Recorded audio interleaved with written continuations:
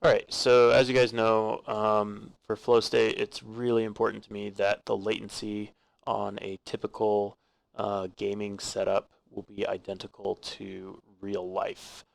And it's also important to me that everybody has a relatively fair advantage. So I don't want people to be able to just upgrade their hardware and get a competitive advantage over somebody who is already getting 60 hertz. So, or whatever the frame rate is that I designate as the lowest frame rate. So, the reason that I've designated 60 hertz, I've capped the game at 60 hertz for that reason, and also because I want the latency to match real life. So, this is a quick test that I set up to see how well the sim matches actual real life. So, there's quite a few caveats in these, and I'm sure people will point these out to me if I ever post this. But that's fine. I think the discussion is good as long as it's constructive and we're not tearing each other down. But anyway, let's get on to the test. So the top left corner here, we've got a 144 hertz mode of the game, and we've got our Tyrannus X Lite connected via USB to our PC, and we have the same setup down here. The only difference is that the monitor is running in 60 hertz mode. And then on the right, we have our actual real life FPV setup. So there's a couple things to consider with latency.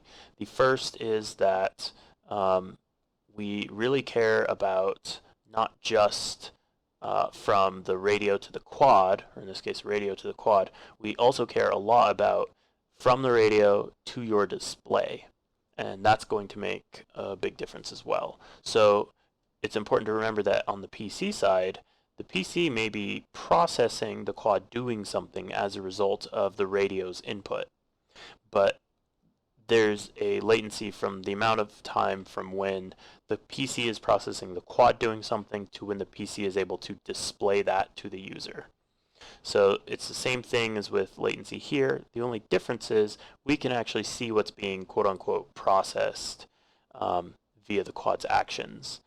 But on the PC, we can't really query that any faster than the monitor is able to do for us.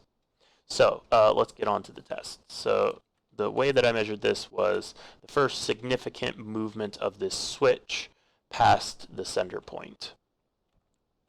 And you'll see there is some variance, but it was pretty clear to see within about a frame when that was, and it didn't end up making a difference for which of these were happening first. But it is important to note that the differences between each of these results may vary. So let's go ahead, and the first thing to react after 7 frames is the X-Lite with the 144 hertz monitor, and we've come out of pit mode, and we've also printed something on the console. And then the next thing that we're going to see move is actually going to be the motor on the real-life FPV quad. So what's interesting is that it seems as though the computer itself is incredibly fast at processing the Tyrannus input. It is certainly less than 7 frames. It is capable of processing the Tyrannus's input faster than 7 frames, and it is also able to display it to the user in less than that. So presumably, for the 60 hertz mode, because the game's logic is running at faster than 60 hertz, it's running the logic for the game is not capped. It is only the refresh rate of the monitor that is capped. So we can assume that the 60 hertz game has already received this signal and is processing the quad doing something. It just hasn't shown up on the display yet.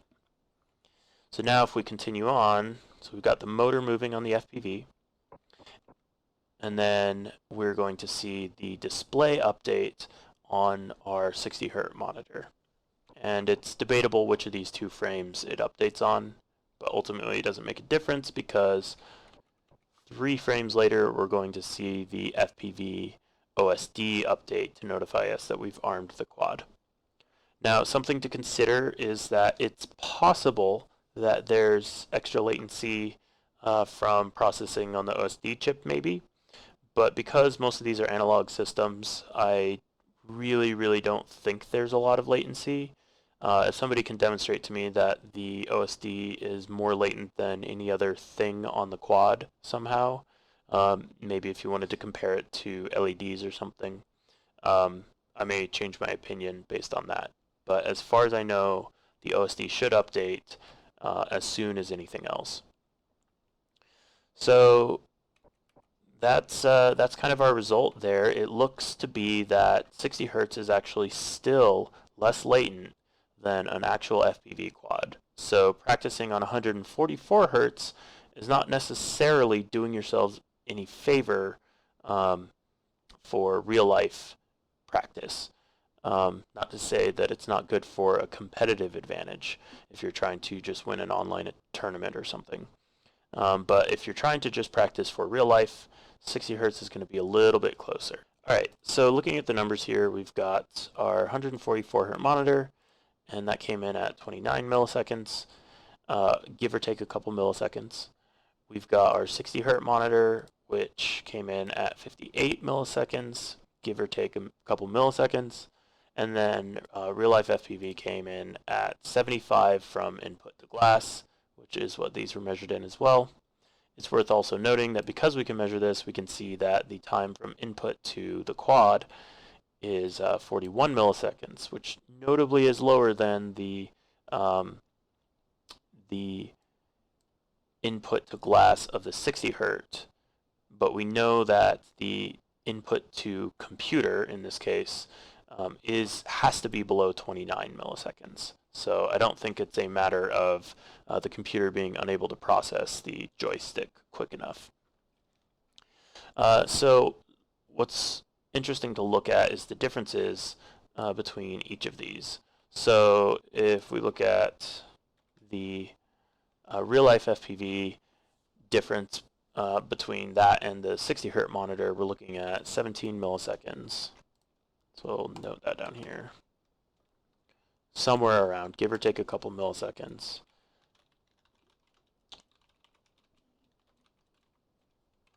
And then if we look at the 144 hertz, we're looking at 29 minus 75.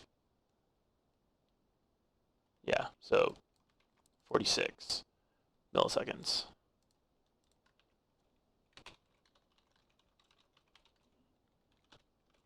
So I think there is a relatively safe conclusion to make here that it's probably a better idea if you're trying to practice for real life. You really want to be practicing with a 60 hertz monitor, because FPV runs at 60 hertz, so you'll be better at using those fewer frames per second to interpolate. And also because the latency tends to be the same on a pretty standard gaming setup. For reference, I've got a 1070, a GTX 1070, an Intel i5, like 6 gigabytes of RAM, I think. It's not a crazy setup. It's a good setup, but it's not a crazy setup. And I think even with a lesser setup, you will see pretty identical numbers.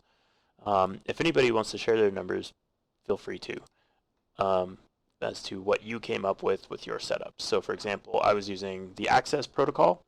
Maybe Crossfire lowers this by a significant amount, but 17 milliseconds would be a lot to drop on a control latency, but who knows? So these are the numbers I got. So this is the data I have, and I'm going to go with that for right now. But if somebody can provide me feedback saying otherwise in a empirical way, I'm absolutely all ears to looking into changing up how the sim works to make it more realistic for everyone, including myself. So yeah, thanks for listening to my spiel. Yeah, hit me up in the comments with what you think about this, and if you have any extra data that maybe I don't. All right, we'll see you guys around.